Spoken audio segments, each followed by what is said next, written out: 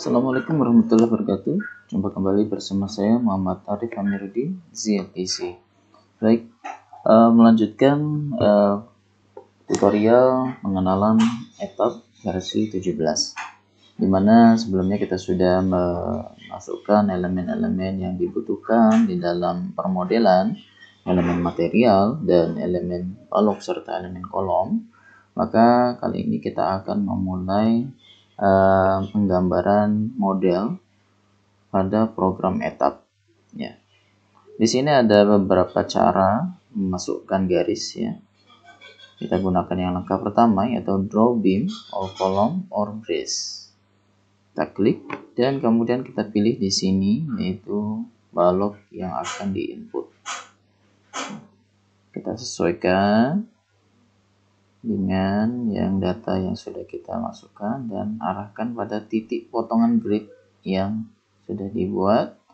Kemudian klik pada titik tujuan, seperti itu.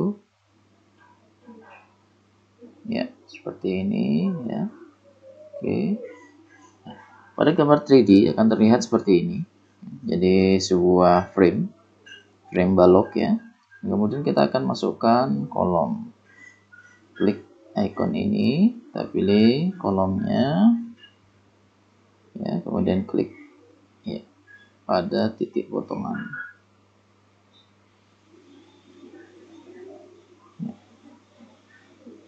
Nah, oke. Maka akan terlihat 3D view-nya seperti ini. Nah, kita harus perhatikan dengan seksama, ya, join ini harus bertemu dengan baik. Jika tidak bertemu dengan baik, maka akan mengalami kegagalan dalam proses analisanya. Sehingga pastikan kita sudah memilih titik pertemuan yang tepat atau grid yang tepat, seperti itu. Nah, jika sudah seperti ini, kita bisa melakukan replicate, ya. Kita blok seperti ini, ya. Blok dari kanan, sudut kanan atas ke kiri, ini akan menghasilkan cara yang berbeda atau seleksi yang berbeda. Kita clear, ya. Sebagai contoh, saya ulangi, kalau dari kiri, sudut kiri atas dan ke sudut kanan bawah, ya, maka yang terpilih hanya yang ada di dalam area box saja. Sementara kalau dari kanan ke kiri, maka yang berpotongan dengan garis blok juga akan terpilih. Lihat, oke. Seperti itu caranya. Kemudian kita klik edit dan replicate ke kanan, ya. Kita gunakan di sini dx 6 meter.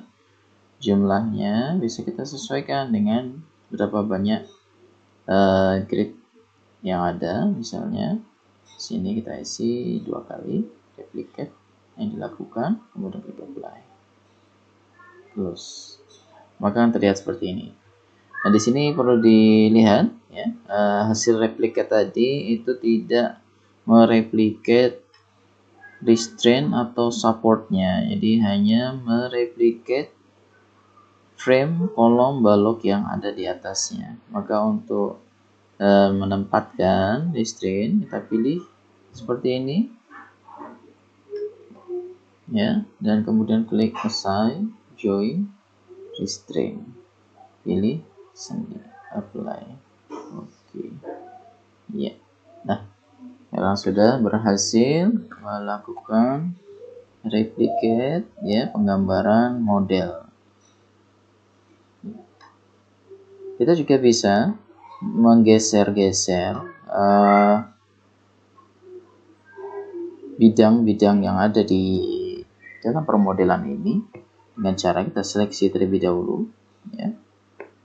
Kalau menggeser, usahakan lakukan seleksi dari kiri ke kanan, ya. Kalau dari kanan ke kiri, maka garis ini akan terpotong, akan terpilih, ya, dan akan bergeser bersama dengan perintah move yang akan kita lakukan. Tentu jadi menimbulkan adanya garis atau balok yang tumpang tindih. Maka hal itu harus dihindari. Jadi sebaiknya jika ingin menggeser, lakukan dengan cara seleksi hanya yang ada di dalam kotaknya saja, ya. Dan klik edit dan move. Kita pilih di sini ke arah minus X, digeser sejauh 1 meter, ulangi, close ya, maka akan terlihat seperti ini.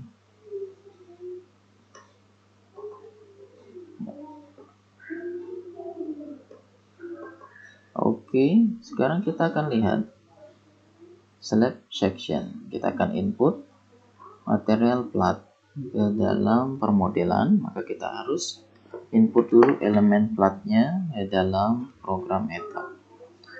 Kita bisa klik add new property ya. Di sini kita akan mulai menginput elemen plat lantainya. Misalnya di sini karena bentang 6 meter, kita bisa gunakan plat dengan tebal 6 dibagi dengan 33 ya, itu sesuai dengan SNI, dimana ada tebal minimum plat yang harus dipenuhi ya. Tentu kalau lebih besar itu lebih baik, tapi jika kurang dari itu tidak direkomendasikan atau sangat berbahaya karena dimungkinkan terjadinya deformasi yang berlebihan dan tentunya tidak nyaman apabila getarannya sangat kuat pada lantai tersebut. Baik, jika menggunakan 6 meter maka akan dibutuhkan plat minimum tebalnya 181. Nah, ini cukup besar ya, cukup tebal untuk plat lantai dengan fungsi rumah tinggal atau fungsi hanya dak atap. Maka dengan seperti ini kita sebaiknya menambahkan balok anak agar plat ini tidak terlalu tebal ya. Maka kita gunakan di sini bentangnya hanya 3 meter saja. Jadi kita bisa menggunakan tebal minimum 90. Saya gunakan di sini tebal 100 mili saja untuk dak atap. Nanti kita harus ganti. Mutu betonnya kita ganti ke 300. Nah, di sini ada banyak pilihan. Ada shell thin, shell thick, membran, layered ya. Ini ada berbeda masing-masing fungsi dan tujuannya. Nah, yang paling baik untuk pemula adalah membran. Ya. Nanti akan saya tunjukkan mengapa menggunakan plat tipe membran.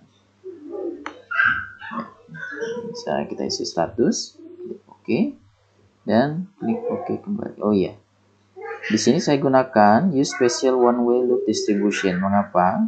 Karena tadi kita menggunakan kita rencanakan akan adanya blok anak ya, sehingga modul area plat ini hanya 6 meter kali 3 ya. Jadi ini 6 dibagi 3 kita memperoleh nilai rasio yaitu 2. Nah, ini termasuk ke dalam plat satu arah ya. Oke dan oke. Oke, sekarang kita akan gambarkan dengan cara seperti ini. Draw rectangular floor. Kita pilih plat yang barusan kita input. Klik titik awal lalu tarik dan lepaskan. Ya. Ulangi, klik dan lepaskan.